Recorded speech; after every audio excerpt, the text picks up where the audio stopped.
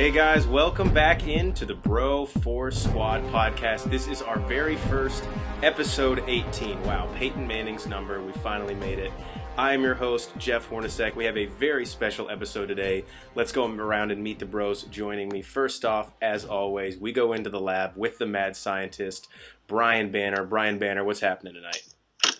Hello. That's not what we doing tonight? That's not your voice, dude. No, it's totally my voice, man. If you're going to talk like this, we're going to have to put you on probation again. You're not Aldous Snow. We've been over this.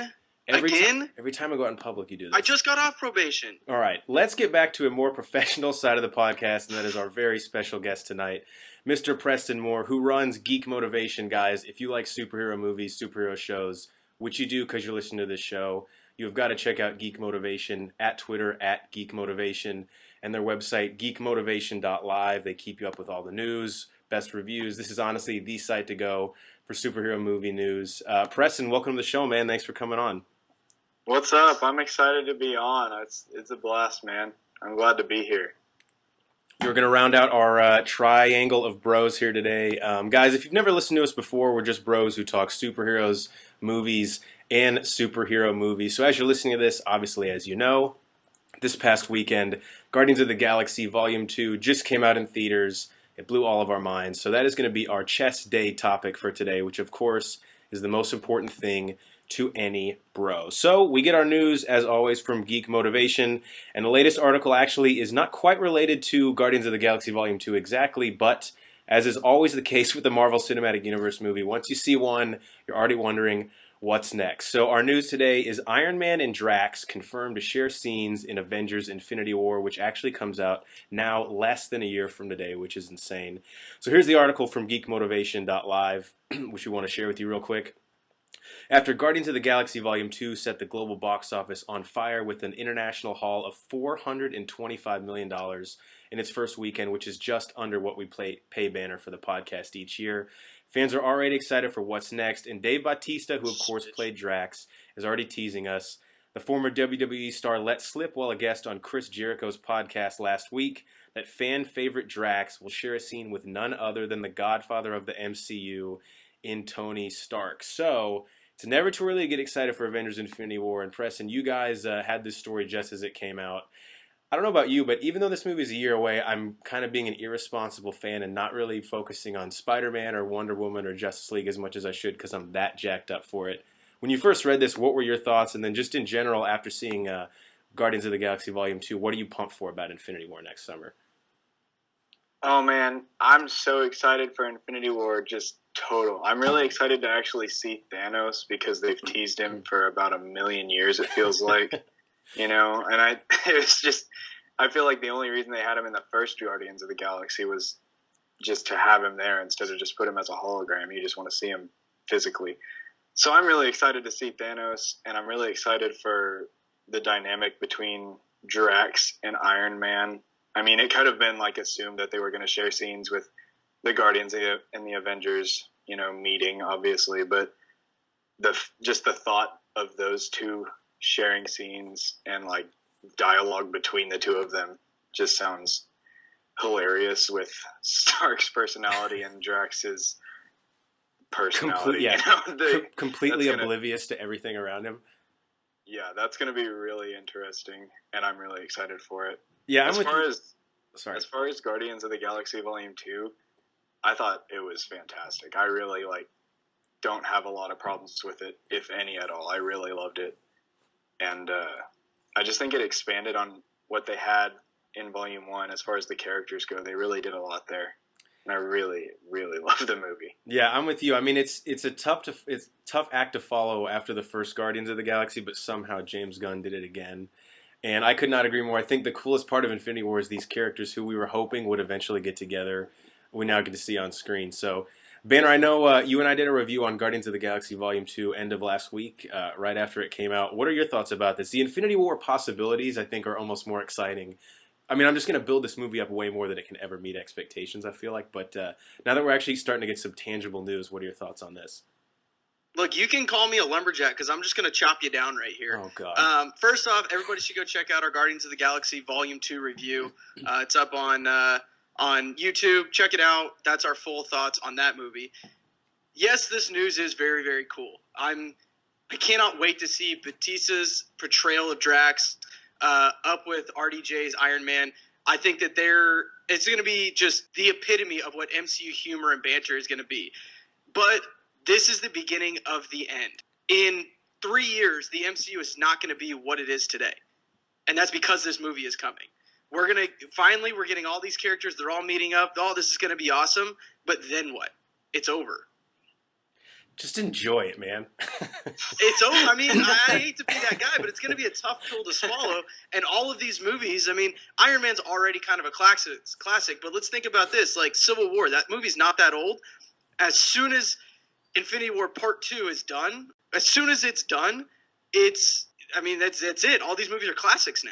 I'm going to have a bit of an emotional letdown, but I'm with Preston. I mean, the build up to Thanos, has there ever been a villain in anything ever, or any character ever, that's had basically this much groundwork laid before we ever really got to see them for the first time in a movie? I don't think so. I really don't think so. They've really hyped him up so much, you know. And here's another thing. Again, if I'm going to play devil's advocate, which is my third favorite game to play in the world, has the MCU proven that they can do a good villain yet? I mean, they've done okay villains. That's their weakness, yeah. I mean, it's its weakness, and they're trying to. I mean, they're kind of putting all their eggs in one basket here. So it's going to be interesting. It's going to be a lot of fun to see it hash out on screen.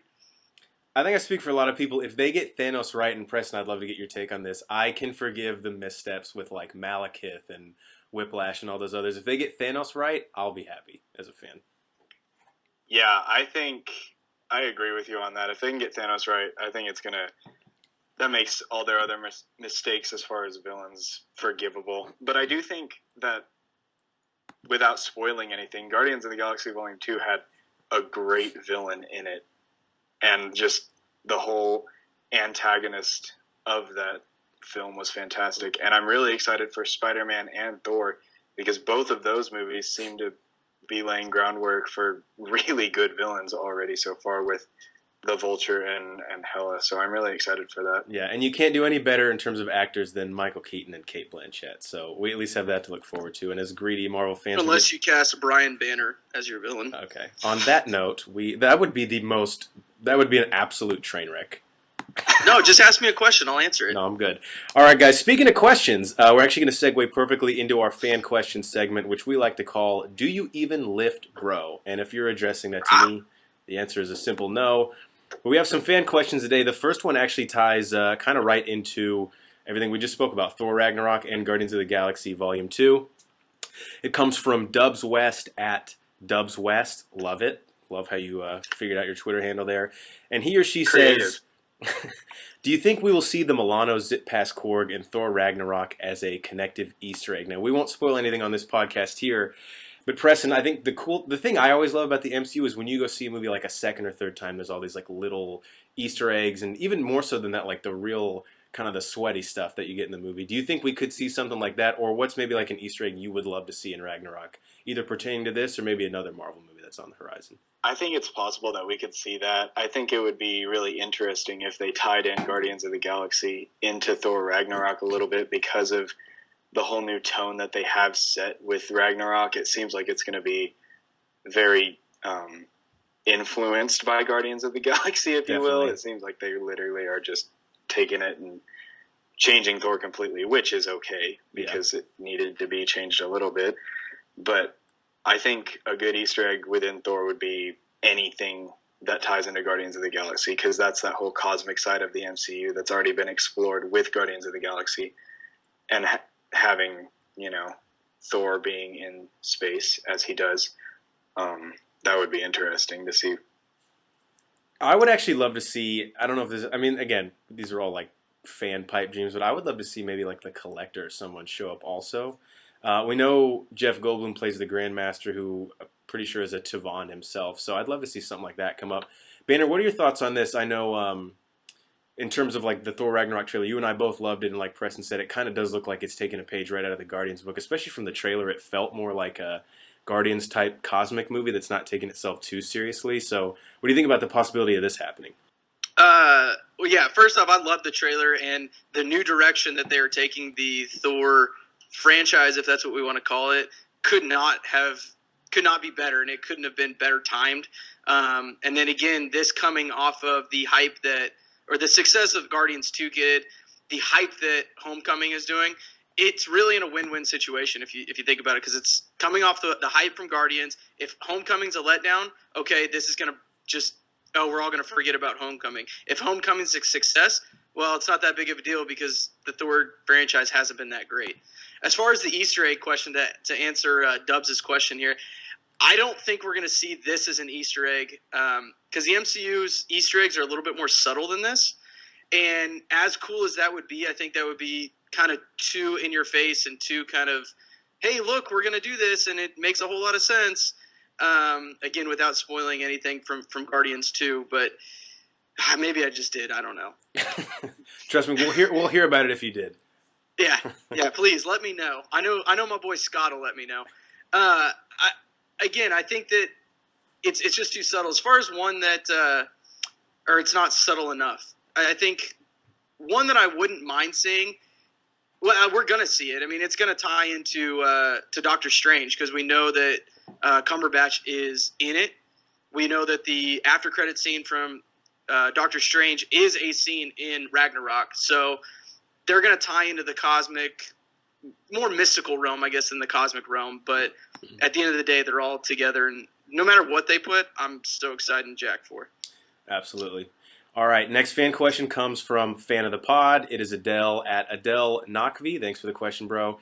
And he asks, favorite superhero and why? Also, what made you get into the world of comic books and all things geek? This is a very special question, I'm sure, to all of us. Preston, we'll let you go first as our guest. Favorite superhero, and then what actually got you into comic books and sort of just the geek culture in general? My favorite superhero has to be Spider-Man. That's a pretty basic answer. I feel like he's extremely popular. I think a lot of people get it, though, man. Yeah, but he's just so relatable, and it's so Absolutely. different to see, superheroes, most of them are adults, but then you have this 16-year-old kid that's fitting in with them all and being a superhero, and that's just crazy. And that's what's different about Spider-Man to me is he's not mature, and he's not an adult, and he doesn't really know entirely everything that he's doing. He's just doing it. And that's what's special about him is that youth that no one else has, really. A lot of other superheroes have it, but it's not commonplace to see a superhero as big as Spider-Man that young, you know? And why he's my favorite. What got me into comic books and everything of that nature was the movies. I wasn't much of a superhero fan as a child. I mean, I liked superheroes, but it wasn't my life or anything, But as I got older and I watched all the MCU movies that were coming out and everything, I really got into it because film is one of my passions and cinema and all that. So, to see all these superheroes and how awesome they all were, I just really liked that, and that's what got me into it. Yeah, I always say we're living in the golden age. Most people. So that was... Yeah, I was going to say we're living in the golden age of superhero movies, and I feel so lucky just to have got... I mean, just like you said, once the MCU started, I mean, look at what it's done for MCU movies, DCEU movies in just the last decade. Banner, before we pass to you, I'll go real quick. This is really tough in terms of favorite superhero. I probably would go Spider-Man as number one because, like Preston said, he's just so relatable. The way he acts in situations is how I feel like I would react a lot of times. But if I had to go one that is probably the least like me, but I still think is awesome, that would be the Punisher. I have really cool Punisher socks that I wear around a lot of time. Every time I do, I'm like, all right, we're gonna kick some ass today. Brag much?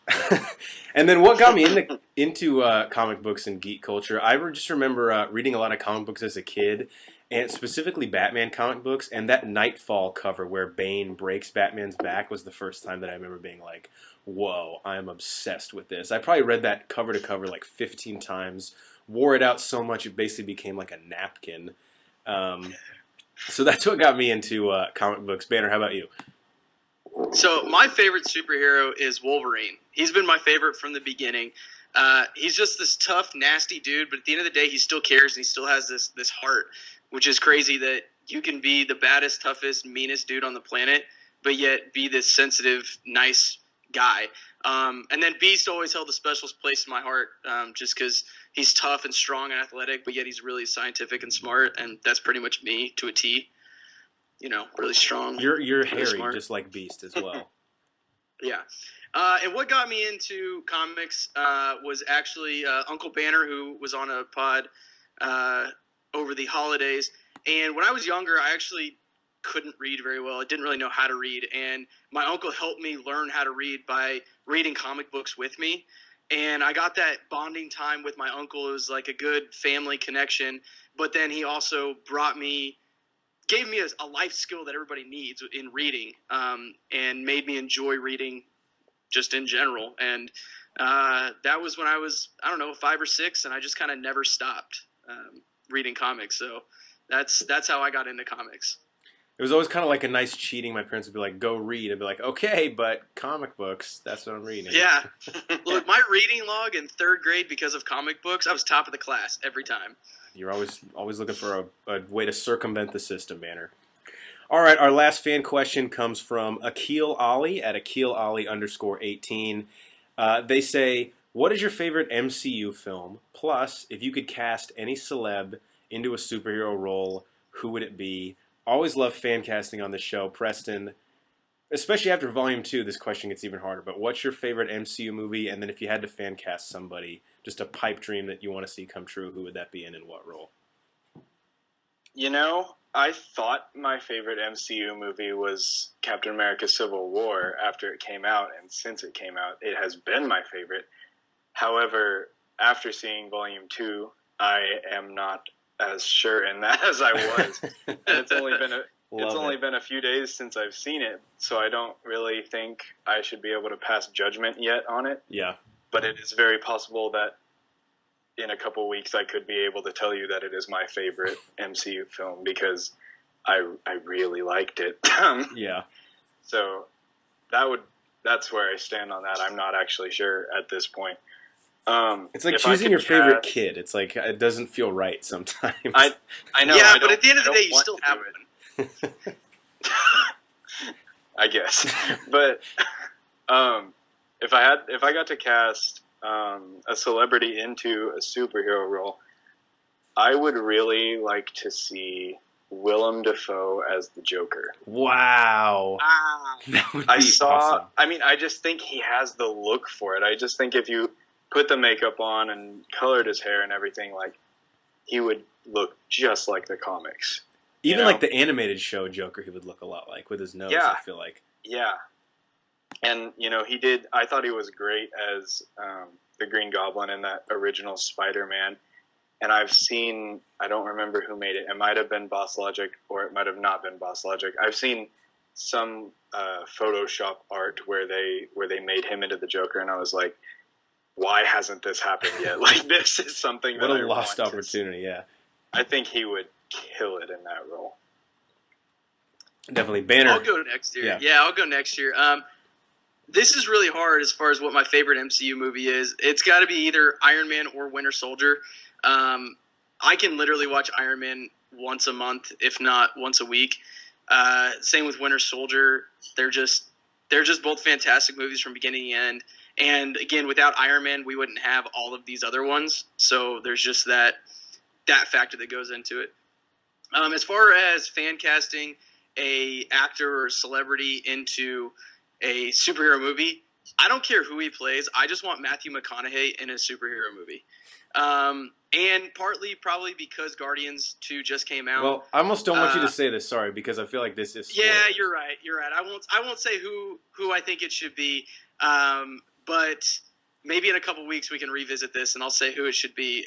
But it does directly tie into something that happens in Guardians 2, who I think he would be. I was really proud of it.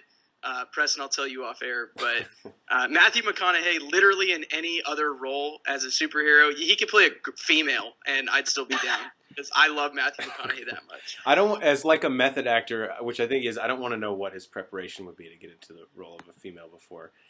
Man, this is a tough one for me because the MCU has a lot of movies that I just love to go back and revisit, but I'm going to have to go with the original Avengers as my favorite. I just remember literally being in theaters almost in tears. Like, this is so awesome. Seeing these characters on screen together, something as a kid you would play with your toys and be like, now Iron Man's fighting with the Hulk, and you never think you're going to see it on a gigantic IMAX screen. And I finally got to see it. For my fan cast, I'm going to go deep cuts here. For those DC fans out there, you're going to like this one. First off, the character I want is Red Hood, who is a crazy maniac person who's volatile and unpredictable, so I want my actor the same way. Give me Shia LaBeouf as Jason Todd and Red Hood. I don't even know if this guy is like mentally stable enough to play a superhero role, but I would love to see it if we could somehow get that done. Every time I look on the internet, he's like screaming at a waiter at a Chili's or something. He just can't stay out of the news for like a week, but I want that passion in my Jason Todd as Red Hood. Great question there. All right, guys, that's going to do it for the Bro 4 Squad podcast. As always, thanks so much for tuning in. For Brian Banner and Preston Moore, I'm your host, Jeff Hornacek. Before we let you go, be sure to check out Geek Motivation for all your breaking news on everything geek and movie related. If you're not following them on Twitter, you absolutely need to, at Geek They kill Motivation. it on Twitter, guys. For sure. And check out their website, geekmotivation.live. Just bookmark it. Get all your news from them. As far as us, follow us on Twitter at Bro4Squad and subscribe to us on iTunes and YouTube. That's Bro4Squad. 3 words. We got to get back to lifting over here, but thanks for checking us out, and we'll see you next time.